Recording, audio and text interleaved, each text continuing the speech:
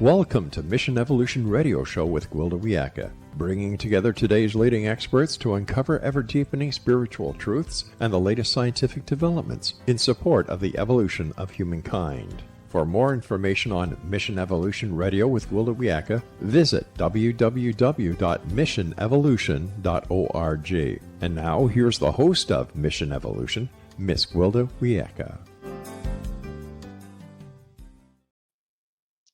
What is reality? It's an age-old question, seemingly unanswerable, that's puzzled people for centuries. Is it possible that consciousness, perception, and frequency are the key? If that's so, do we have more power over reality than we think? Mission Evolution Radio TV show is coming to you around the world on the X-Zone TV channel. With us this hour to ponder the nature of reality is Peter Canova. Peter is a highly successful multilingual international businessman who, after a series of life-changing spiritual experiences, began studying and writing on spirituality and consciousness. He's the author of 25 times award-winning First Souls Trilogy and has contributed to the popular Chicken Soup for the Soul series. His latest book is entitled Quantum Spirituality. His website, petercanova.com. Peter, thank you so much for joining us on Mission Evolution. Nice to be here. Thank you. It's a pleasure. Now, I take it you're not a quantum physicist. How did you become interested in quantum physics as it relates to spirituality? Well, when I was in my 20s, I had a series of very vivid spiritual or psychic experiences rather spontaneously. And I found out that I was a very accurate medical intuitive. Once the disbelief of that went to the back of my mind, I experienced a whole series of things like psychokinesis, remote viewing, clairvoyance, clairaudience, and being kind of I'm still kind of a grounded person, a Capricorn, and I wanted to understand what were the nuts and bolts behind this. So I started studying spiritual texts, and from that I went to quantum physics because the nexus of those two approaches is that they deal with light, matter, and energy, and that's what reality is all about. So the interesting thing is on the spiritual side, of course, that's a subjective approach to trying to understand deeper reality. On the quantum physical side, it's an objective approach using the scientific method. And it's very interesting to see how they overlap and they head in the same direction. Well, they seem to be on a collision course. They're both searching for the same thing. And I think someplace in the middle, maybe truth will be found, do you suppose? I agree. I mean, to me, it's like a roadmap, and most of the work that I do is really to provide kind of a roadmap to people. And when you have a map, you need more than one coordinate. You need up and down, north and south, whatever, in order to have a correct frame of reference. And I think that's what quantum physics and spiritual wisdom really do. Is it gives us those coordinates and X and Y axis. We have a kind of now an arena in which we can plot our course and make more sense about the world. So kind of like a triangulation. Yeah. There's, because we know there's holes in the scientific method. I mean, the observer effect alone is enough to make you cringe. And of course, there's holes in the religious approach if it goes more dogmatic and is less spiritual. So do they kind of filter each other out when they come together? Well, I think the limitation of the scientific method is that it's what is measurable and observable, but not everything is measurable and observable. Religion and, to me, spirituality are two different things, maybe somewhat related, but really two different things. Religion is dogmatic. And I think religion is kind of like a closed box. They want you in there and, you sort of subscribe to the rules and, okay, you're part of the tribe. Whereas spirituality is really more open-ended. It's a journey rather than a stop at any particular destination. And so I think that the great thing about spirituality and the great spiritual masters of the past is that they've been able to go where science can't tread, which is to penetrate with their mind and thought and connection to the source intelligence, that they can bring back information that you wouldn't be able to really delve into just using the confines of the scientific method. Speaking of which, you have a different slant on information. How would you define information? Well, I think we need to expand for the average person. I think we need to expand our idea on what information is about. I mean, if you ask people what's information, they probably would say, I don't know, communication, whatever. Have a little bit of a vague notion of what it is. But in scientific terms, and well, not just scientific terms, but in reality, information is much more specific. For one thing, information is not abstract; it's physical. It has mass. It's actually encoded in the subatomic particles that make up our universe, kind of like DNA that forms our body. It contains algorithmic type instructions that really create the variety that we see in the phenomenal world. And since that's the case, it really leads to another very interesting question, which is that, okay, well, where's that information coming from? Because information implies organization and implies direction, which in turn implies intelligence. So, we now start to say, oh, okay, there's a source perhaps of intelligence that is producing all this information, which makes up the physical and the energetic worlds. Um, in fact, it's a very, very interesting. If I could just share with you a quote from Max Planck, who was the founder of quantum physics back at the turn of the century. And to me, I mean, this guy to me is right up there with Einstein. I mean, he really was the one who brought the whole idea of understanding light, energy, in the quantum age to science. And Planck said, I can tell you as a result of my research about the atoms this much. There is no matter as such. There is no matter as such. All matter originates and exists only by virtue of a force or energy which brings the particles of an atom to vibration. Behind the existence of all matter is a conscious, intelligent mind. This mind is the matrix of all matter. So this is pretty astounding, because what he's really saying is there's really no such thing as physical reality. And at the deepest levels in the quantum world, there are no particles. All there are waves of energy. So Planck is saying that this energy is an intelligent energy, and it's the source of everything we see, with variations of frequency to it. And he had a formula for that, which I'm happy to talk about. But anyway, that's what I So, had to say. so we have an intelligent universe, just as I always expected. This is too much to be random, right? Yeah, yeah, and Planck had an equation which I think is probably the most important equation in science. I rank it above E equals MC squared, and it's a very simple, elegant formula: E equals HF. Now, E is energy, the source energy. H means it's constant, it's unchanging, it never changes. What F means frequency. So what it means is that the source energy expresses itself in different frequencies. And that gives rise to the variety of everything that we see. We're actually a play on a constant symphonic theme, different frequencies and different vibrations of the one universal energy is what really creates reality. And that's essentially what Planck's formula was saying. So, given that, what do our thoughts do to reality? That's a force, right? Yeah. Well, if consciousness is everything, and it really is, there's a whole movement now in science called panpsychism, which is gaining a lot of momentum, believe it or not, amongst a lot of scientists, which is that everything is conscious.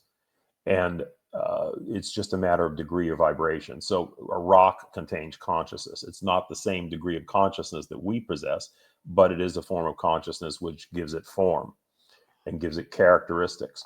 So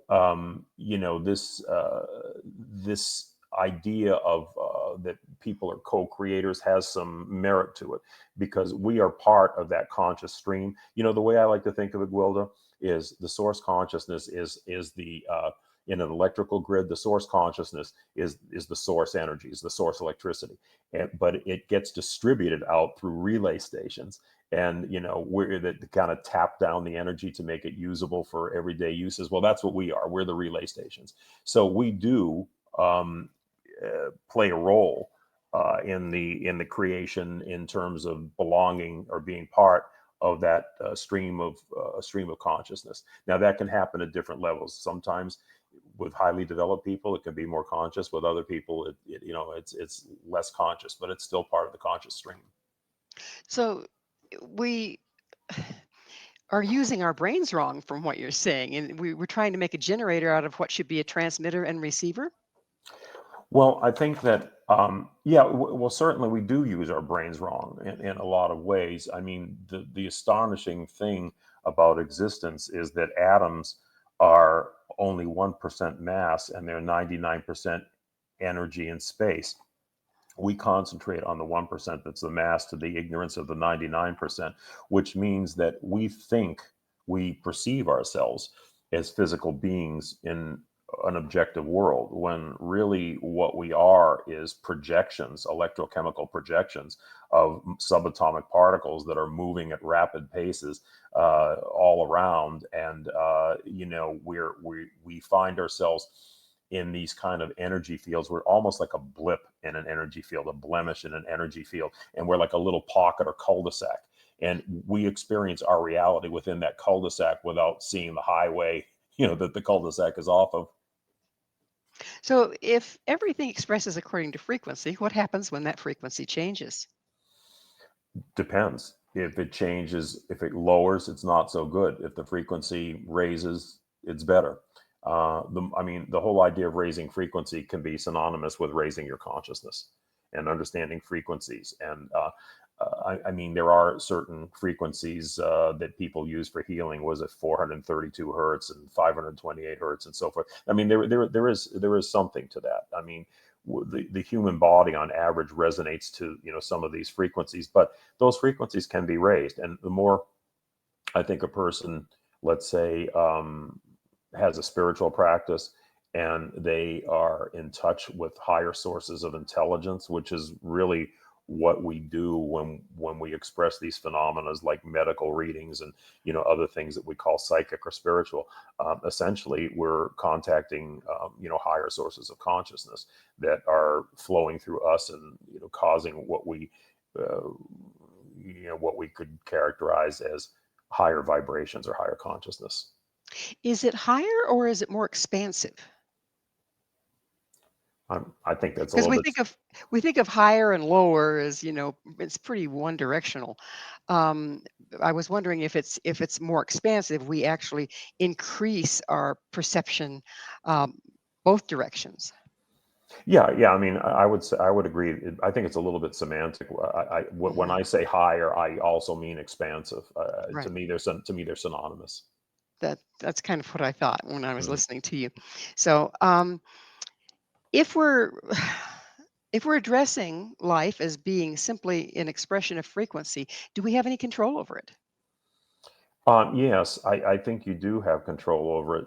Again, it really depends on the level of consciousness that we have. So, some people live in the basement and they go to work, they go out with a family, they do things, they don't really think a whole lot about other issues, about what existence might be about, or the nature of reality. Other people live up in the penthouse and they've maybe thought these things through, and actually have gone to the point where they're actually experiencing things, because Well, at the end of. we're going to have to experience a station break.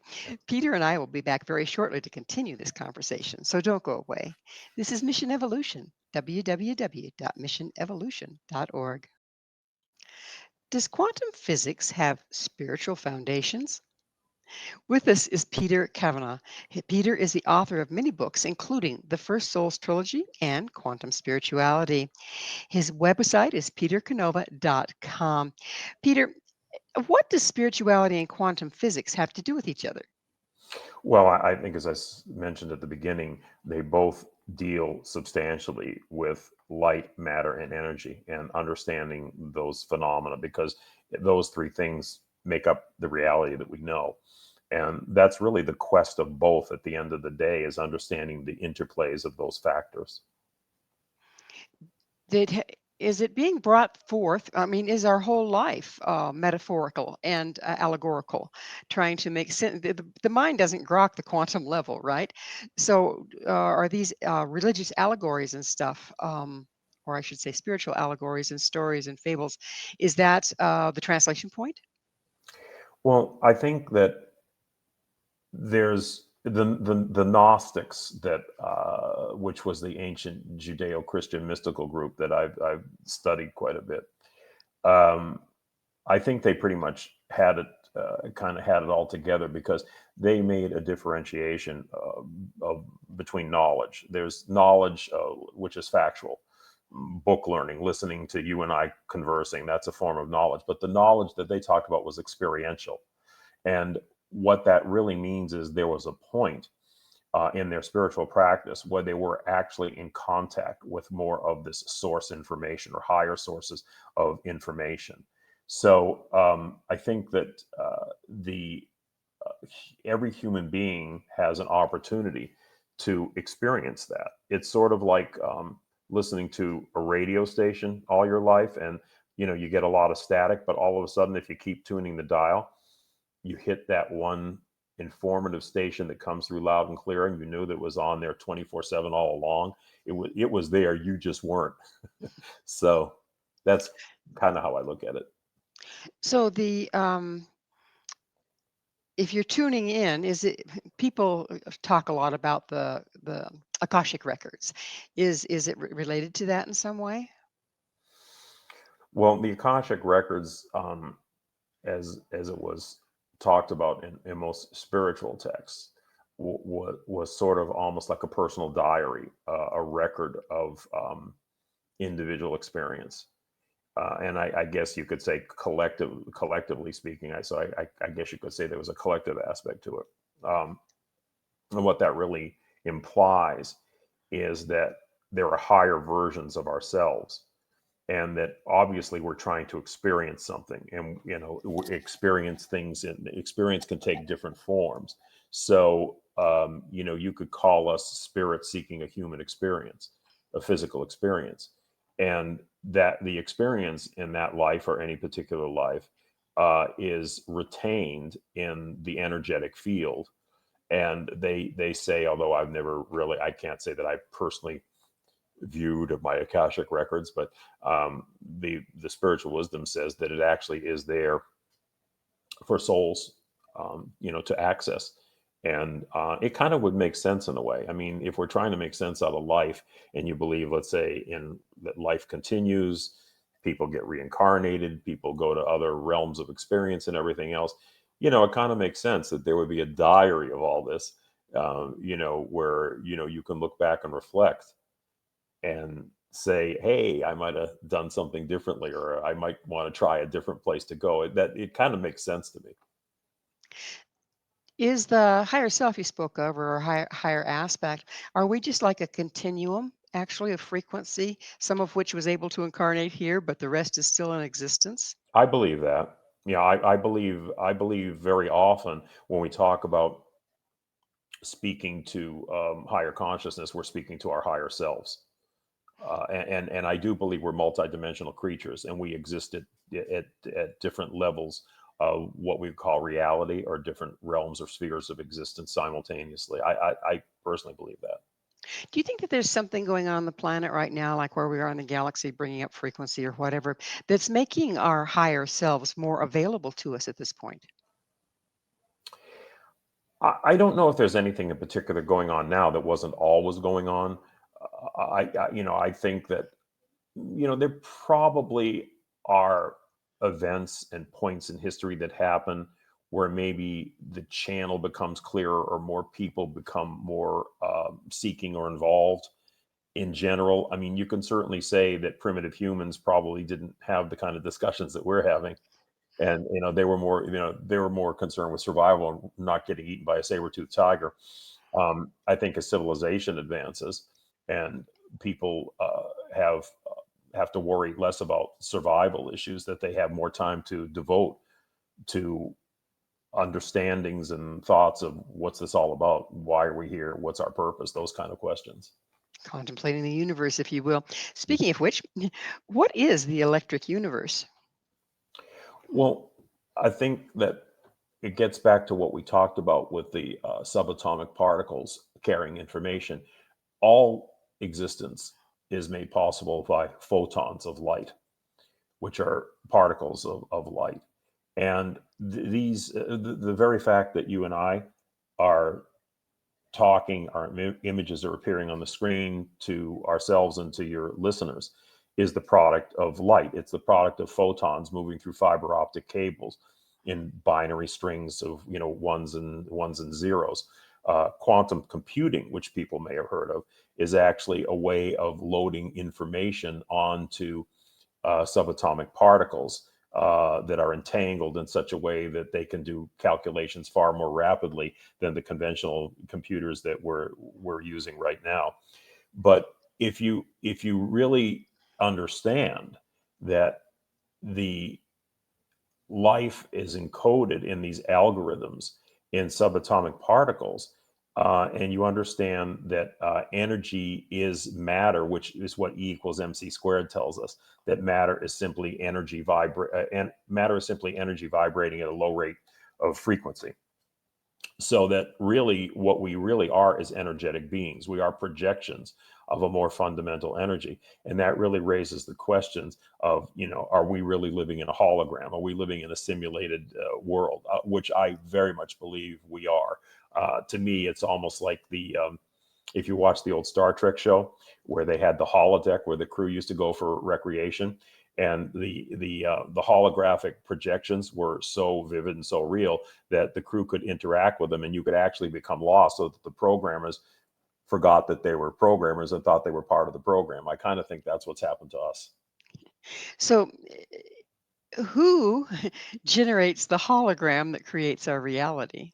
Well, I think that the universal consciousness generates the template for all this, and then we do participate, I think, in somewhat shaping that program at either conscious or unconscious levels, collective levels, or individual levels, but certainly as part of a collective. So that I always look at it this way. The universal consciousness, the supreme consciousness, has projected a smorgasbord of possibilities, and we kind of pick and choose from that buffet how we experience things. And our collective experience as in human beings, supposedly in a solid objective world, was part of the choice that we made out of that smorgasbord. But remember what it's all about. It's really, we are electrical beings. We're a collection of subatomic particles that are not solid, that there's a lot of space between them. They're moving around, and yet somehow we have this perception that's completely different. We think of ourselves as something objective, as something solid. Whereas if you really look into the quantum world, we're more like projections on a movie screen. If we're that mobile, malleable, could this possibly be the answer to health problems and dis-ease within the physical body? Does it go back down to belief systems and framing? There's certainly a connection between um, the beliefs and emotions of people and the frequencies at which they vibrate and health. If you, I mean, you can do a simple experiment. If you sit there and think of all the negative things in the world, you're not going to feel very good. You're going to feel depressed. You might get a headache. You might lose your appetite. Leads into different forms of depression. Whereas if you concentrate more on the possibilities of life, and you understand that there is a source out there that you are part of, and it's the source that created the universe, and everything we know, that's a very uplifting and healthful thought. I mean, in a lot of ways, that's the basis of religion, isn't it? That it's kind of the one good thing about religion is that it says there is an afterlife, there is an existence out there, there is a source out there that is good and that wants to experience life in all of its variety. And I always liken it to, if you have a mountain stream way up in the mountains and it's pure water and it flows down the side of the mountain, and as it flows down the side of the mountain, it picks up a certain amount of impurities until it reaches the bottom and it's kind of muddy. Okay, well, we're kind of at the bottom, we're kind of in the mud, so we don't really see the pureness of the source itself. But if we somehow were able to change that and perceive that, that would raise our vibration, raise our understanding that at the heart of things there is a pure good source. Do you think that consciousness and purposefulness in what we are thinking, expressing, perceiving is the key to having some kind of control over what we're manifesting? Well, it certainly helps. I don't know that it's the be all and end all, but I think it certainly helps.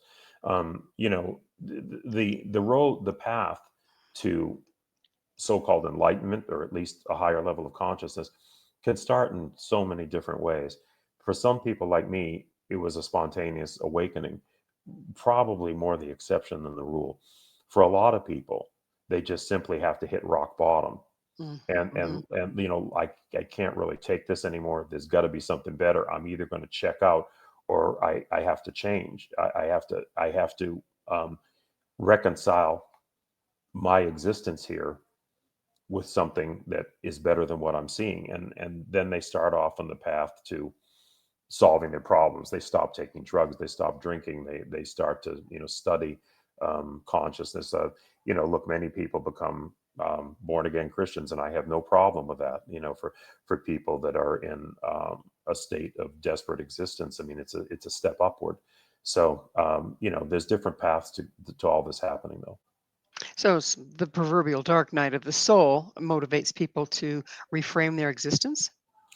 I For many people it does. For some people, they're not going to make it, unfortunately. But I think for many people, you have to go through those knocks to get to that awakening and say there's got to be something more, because most of us are sleepwalking. I mean, you know, we go to work, we go to restaurants, we have sex, we go out with our kids. I mean, you know, everyday existence, and you don't really question very much. You walk around in a state of blind acceptance. Okay, this is life. It's what it is. It, you know, just one thing after another hits me. But if you don't accept that and you start to really study in earnest what life might be about, and you listen to shows like yours, or you read books like mine, or you know, you start somehow a spiritual practice, whatever you do, you're on the road already. If you do those things and you have that heartfelt desire to change, you're already on the road to something better. Well, it's time for us to take another station break. Peter and I will be right back to continue our discussion. Stay right there. This is Mission Evolution, www.missionevolution.org. Really makes up DNA, and what kind of impact does it have on reality? This is Mission Evolution, missionevolution.org. With us discussing spirituality, consciousness, information, and reality is Peter Canova. His website, petercanova.com. Peter, let's go back. You mentioned DNA, universal DNA and personal DNA. What's the difference, and where do they come from? Well, I think that DNA obviously contains the information that gives form to our physical bodies, and the subatomic particles that I talked about operate like a form of DNA because they have the information, the algorithms that give shape to reality in general, everything that we experience. Now, there was a very interesting experiment back in the 90s by a Russian scientist named Vladimir Popinin, and he created a vacuum tube, and inside the vacuum tube, they had photons or particles of light, which was the only thing in there. Okay, that's what vacuums are. He eliminated everything else, and these photons of light were in there. The next thing he did was he introduced human DNA in there. So the photons literally formed around the human DNA, and they took on the helix shape of the DNA. When he removed the DNA, the photons remained in the shape of the helix, in the shape of the DNA. So what happened there? Well, it indicates that there are levels of information and conscious intelligence in both the DNA, which is a tissue, and the more finer subatomic particles of photons. There was an exchange of information there. These things just don't happen randomly. There was some attraction. And what was the attraction? The attraction had to be based on the information that was contained both in the subatomic particles and the DNA itself. So what it really shows is, in my mind, building blocks.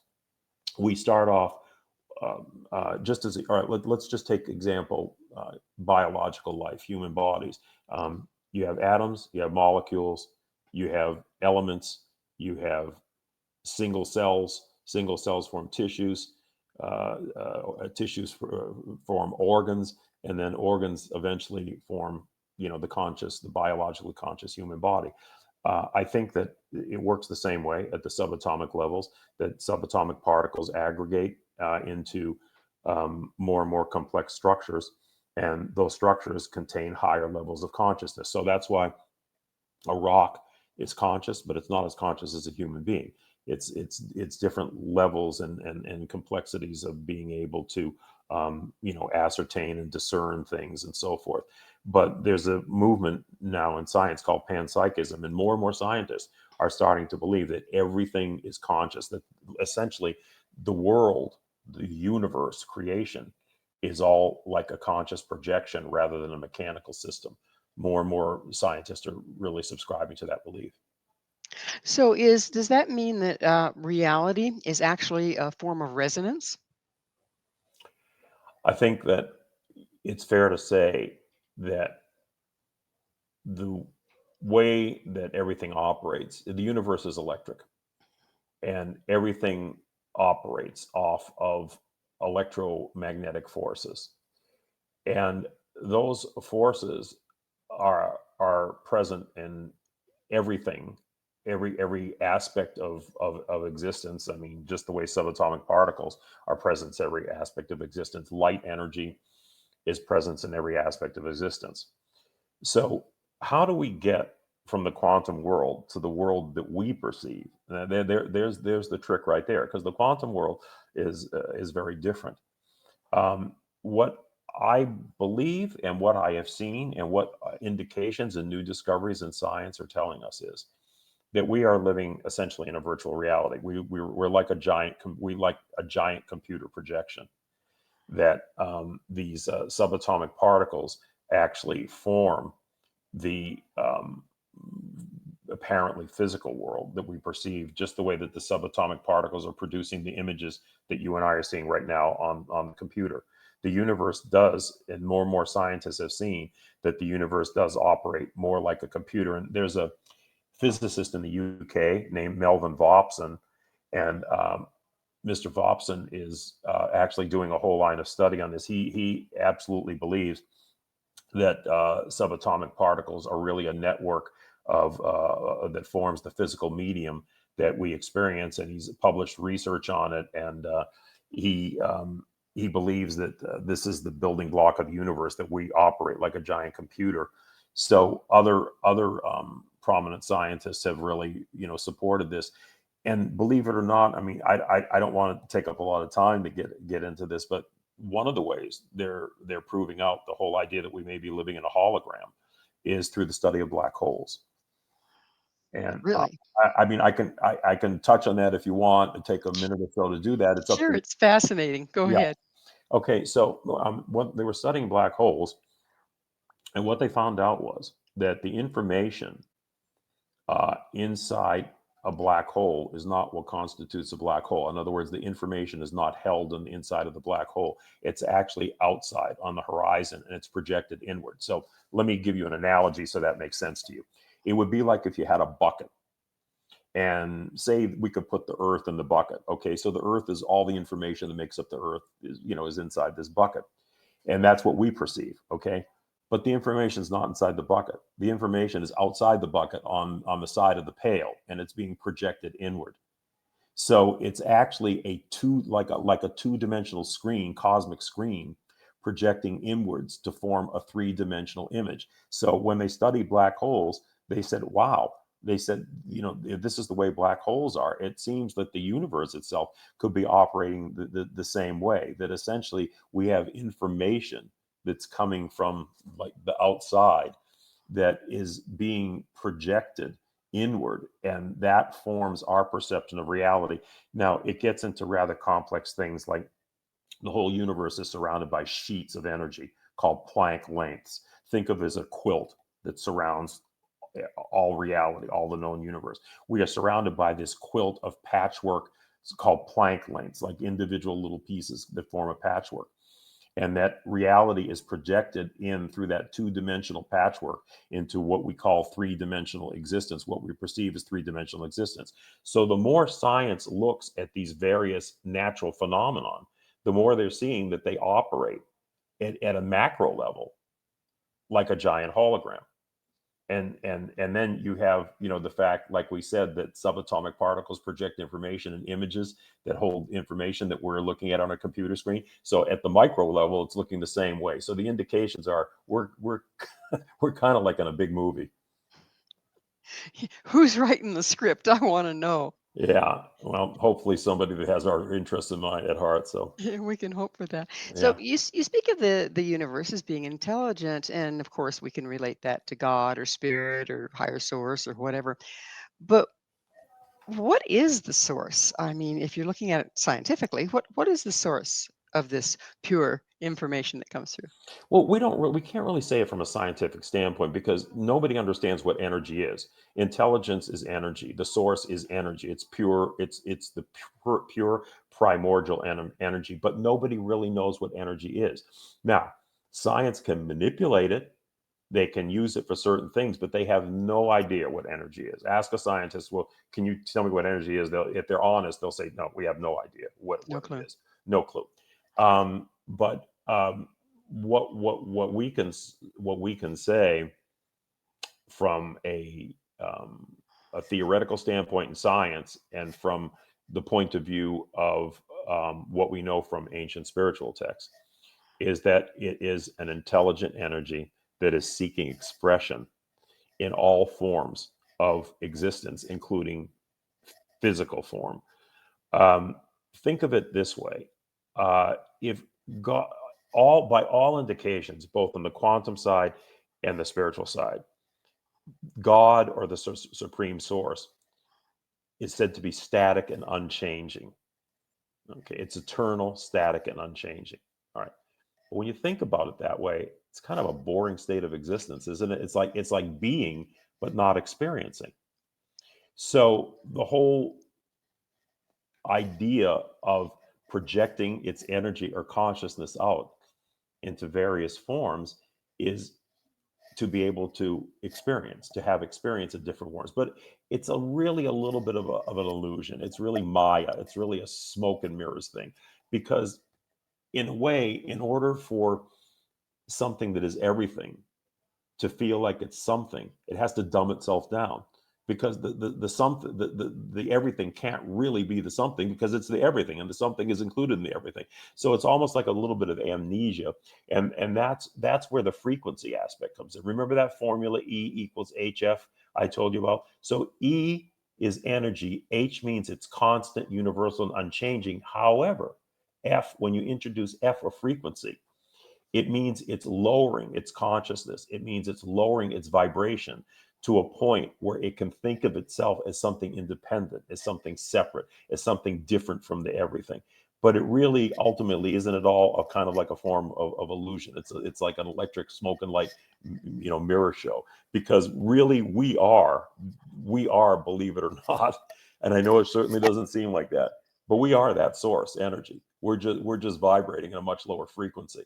If we really had pure conscious revelation, we wouldn't be individuals. We'd be absorbed right back into the source of where we came from. So we're sitting here thinking what we are that we're really not. So I want to back up just a little bit. We have a little time left in this segment, and I'd like to touch in on okay, so you had this amazing awakening whereby you started getting all these esoteric, if you will, abilities. What were you tuning into? I wasn't. I really wasn't. I guess the only thing I could say is that I was one of these people that always had a curiosity about the world. Okay, and why are we here? I was one of the big picture kind of people. Always asking the deep questions. What's our purpose here? Why are we here? The world just didn't make sense to me. It didn't make any sense to me at all. And I guess you could say, from that standpoint, I was seeking. And what was the old adage? Seek and you shall be Find, heard, or yeah. you shall find. And I really I was seeking and I found, and the finding was rather spontaneous and startling to me.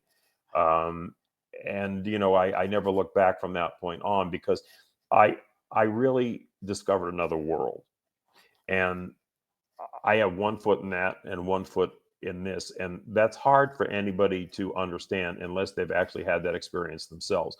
But once you've had that experience and there's another dimension or other dimensions of existence out there, you own it. Okay. But see, that's where I got back into the distinction that the Gnostics made of different types of knowledge.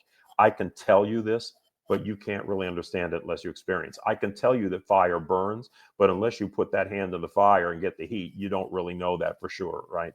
So that I think is the difference between people who have had these experiences and people who haven't. But everybody's capable of having them. I want to make that clear. I'm not a special exception. Nobody is a special exception. We all have the capability of having these experiences.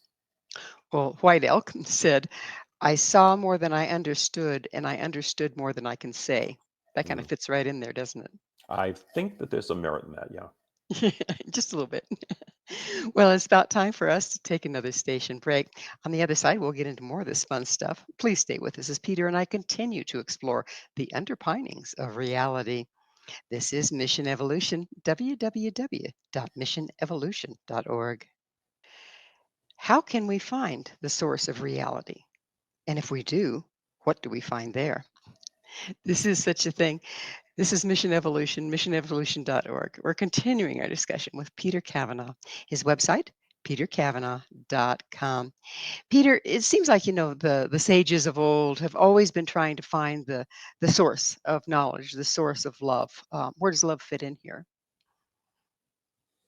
Well, I mean, I think that love is sort of an underlying principle, an archetype of the universe that I you I always assumed that the source was love, in the sense that it wanted to experience, and it kind of divided itself up or broke itself off into different particles, let's call them. And the particles could include us. It could include spiritual beings that aren't incarnate. It's, in other words, different forms of life, different forms of being.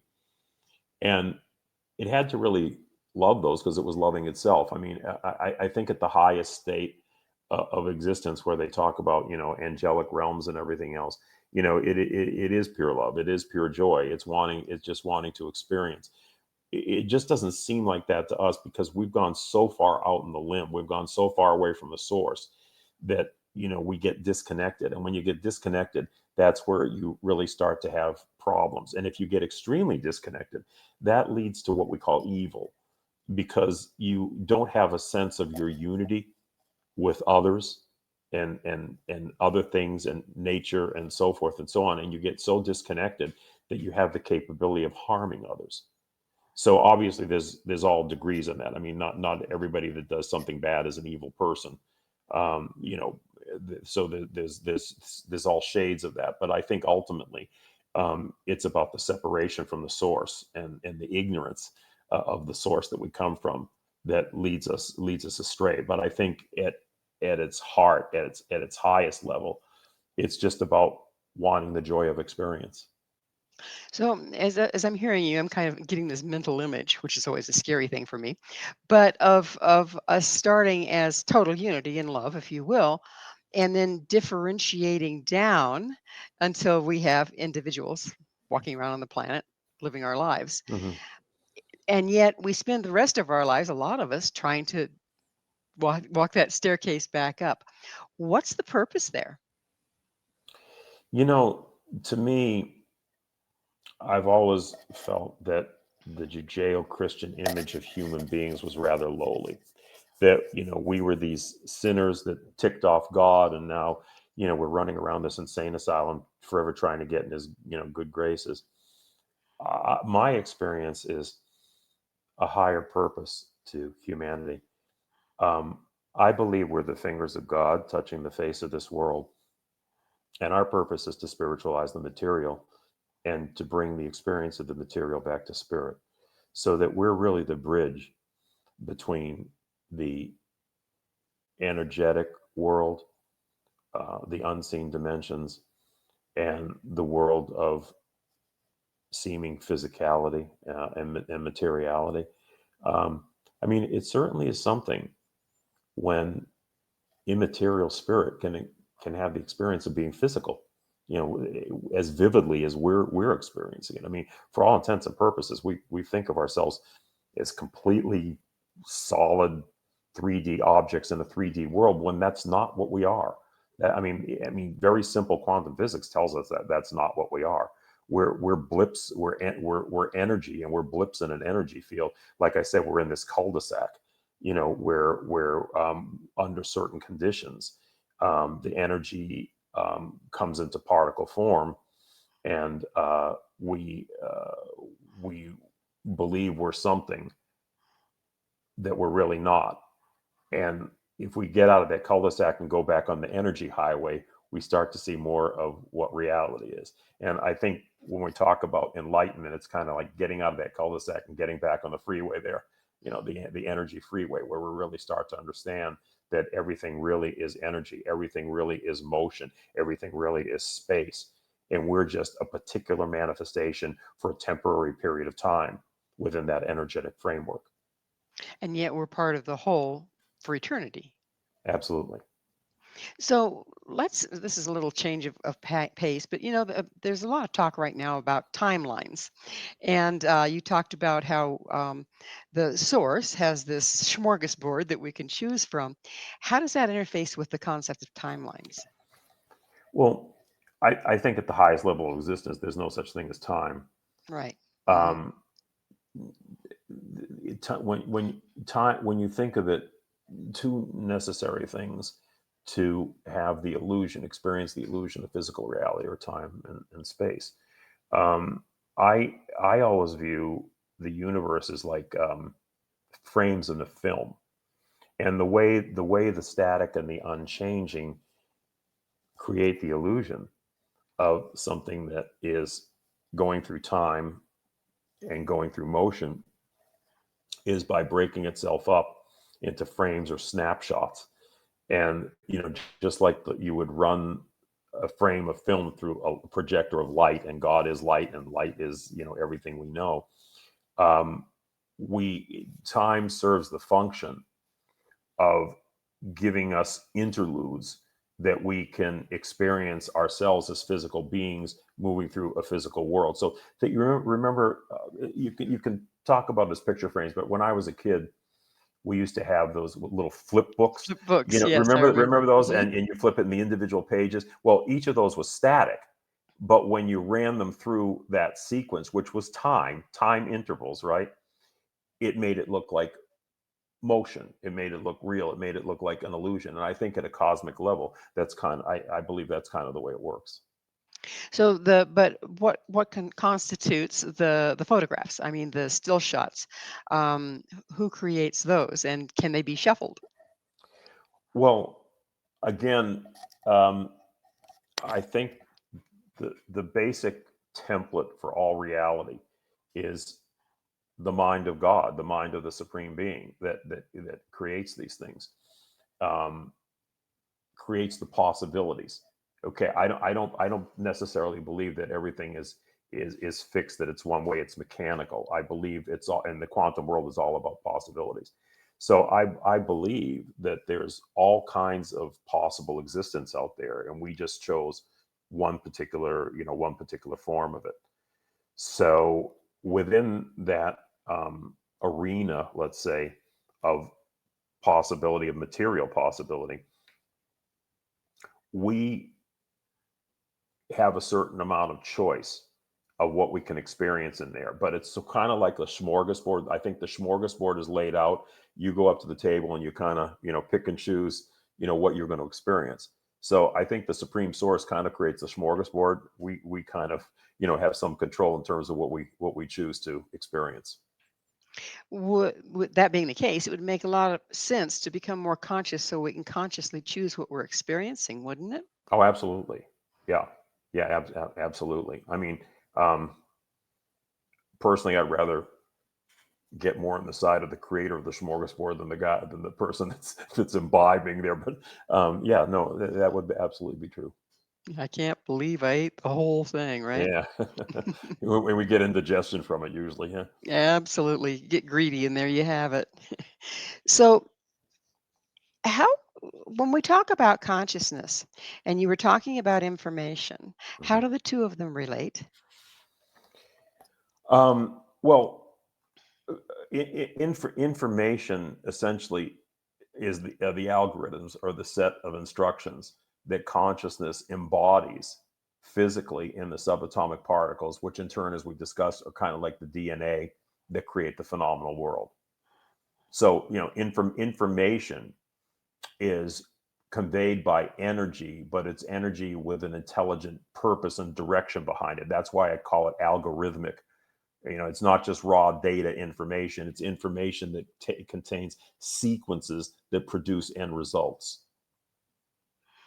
And do these sequences obviously must change over time, even though the source doesn't change over time, and that's why we see the changes that we're experiencing in our world, in our way of thinking, in our way of viewing things. Well, I think that as conscious beings, what really changes is us, and what really changes is our consciousness and how we want to experience this world. Again, getting back to the idea of the smorgasbord, the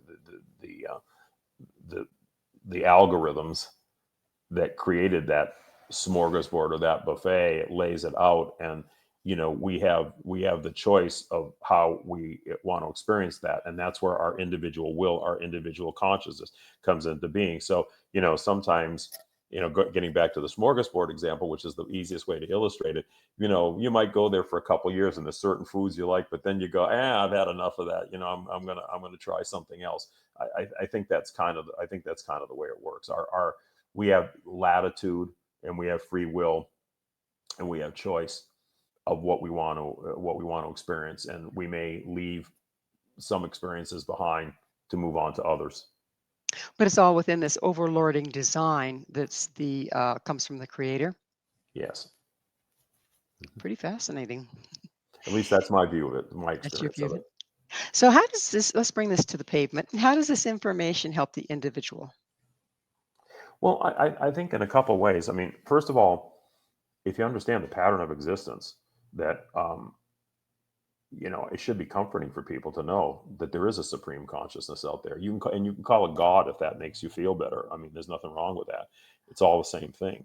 I think all of us would like to think that there's a purpose and a source and something out there that we derive from, that we're connected to, and that we go back to, and that life is physical life may be finite, but being itself survives physicality. And I think that's a comforting thought for people. I always feel sorry for people who are atheists, because Mm, honestly, I mean, seems to me like a rather dim existence. yeah, empty and Not hollow. Yeah, I mean, not that they can't make something out of their lives, but at least for me, that would be a rather depressing thought Yeah. to recognize that there Well, was a power out there that I was able to contact and bring information back that normally I should wouldn't know, and that proved itself out time after time in the so-called physical or real world, indicated to me that there most definitely is something out there. So I think that's one thing. I think the other thing is that when you understand the operations of reality, it gives you more latitude or more control over your life. I mean, I've my life has been saved by these realizations on a couple different occasions. By having premonitions and other things that literally saved my life. If I don't think if I was tuned to that wavelength that I necessarily would have had those, and I might not be here today. So, I think there's really many benefits to it. Again, it's like that analogy I think I gave earlier. You can live in the basement or you can live in the penthouse. Okay. When well, you live in the basement, you don't see very much. When you live in the penthouse, you see much more of the panorama of life and experience, and it's a richer existence. well, unfortunately, we are out of time. Peter, thank you so much for coming on the show and sharing your knowledge. Our guest this hour has been Peter Kavanaugh, the author of 25 times award winning First Souls Trilogy, his latest book, Quantum Spirituality. To find out more about Peter, where you can find his books and all he has to offer, visit his website, peterkavanaugh.com. This has been Mission Evolution with Gwilda Wiyaka. For more information or to enjoy past archived episodes, visit www.missionevolution.org. But please be sure to join us right here next time as this mission continues, bringing information, resources, and support to our rapidly evolving world.